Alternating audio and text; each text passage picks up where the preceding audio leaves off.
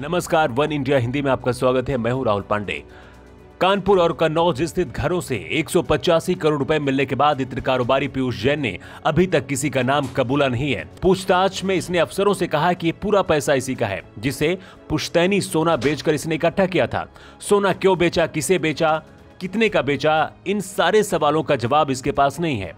दावों की सच्चाई जानने के लिए ही जांच अफसर कन्नौज स्थित इसके घर की तिजोरियां और दीवारों को तोड़ने में लगे हुए हैं। पीयूष ने डीजीजीआई अफसरों से पूछताछ के बाद भी कुछ भी अभी तक नहीं उगला है। हिंदुस्तान में छपी खबर के मुताबिक पीयूष ने अफसरों से कहा है कि ये सारा पैसा उसी का है, चाहे तो इनकम टैक्स विभाग अपना टैक्स काट ले और बाकी का पैसा उसे लौटा दे। इतना पैसा कहां से आया? जवाब में पीयूष जैन ने कहा है कि ये उसका पुश्तैनी सोना था जिसे उसने बेचा और इतना पैसा इकट्ठा किया। यह जवाब सुनते ही अफसरों की हंसी छूट गई।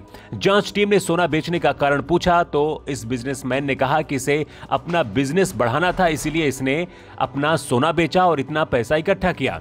अफसरों ने कहा कि पिछले 5 साल में एक भी फर्म नहीं खोली, बिजनेस नहीं बढ़ाया, कोई नया बिजनेस प्लान नहीं है, फिर सोना क्यों बेचा? इसके जवाब में पीयूष जैन खामोश रह गया।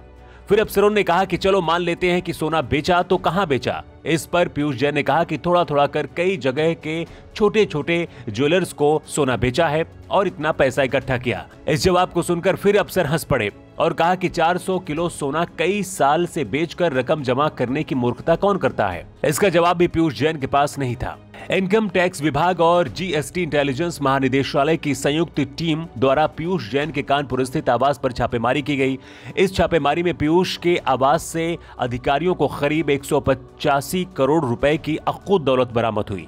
अब पीयूष जैन के कन्नौज स्थित पैतृक आवास में बने तहखाने में रुपयों से भरे करीब 8 बोरे और एक गत्ते में सोने के बिस्किट मिले हैं। बोरे में मिले रुपयों की गिनती के लिए अधिकारियों ने नोट गिनने की मशीनें फिर मंगवाई हैं। इतना ही नहीं, टीम मकान के अंदर चप्पा चप्पा छान रही है और दीवारों और कमरों की छतों पर लगी सीलिंग भी तोड़ रही है।